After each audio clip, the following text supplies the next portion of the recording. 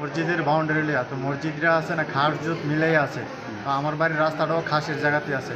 তো তারা এই জায়গাটা বেড়া দিত চা, আমার বাড়িতে রাস্তা বন্ধ। তখন আমি কইছি আমার বাড়িতে যাওয়া আসার জন্য রাস্তা নাই। তখন কইতেছে তুমি অন্য একটা বিকল্প রাস্তা করো। আমি কি এখন তো করলে হইতো না, রাস্তা তো লগে লগে হক করা যেত না, টাইম লাগবো, টাইম দিতে হইব। হ্যাঁ, তারা কোনো টাইম নাই, এই অপনের ভিত্তি আজকে সিদ্ধান্ত হয়েছে এই এখনই বেড়া হইব। আর এটাই লাস্ট দিয়া ফাইনাল ইয়া করে দুলার নিয়ে পেতেছে। তখন আমরা পেতেছি কি না, আমরা মানতাম না, মানতি না মানবে এটাছে পরের ব্যাপার। তখন সাজা নেওয়া উত্তেজিততা পেতেছে।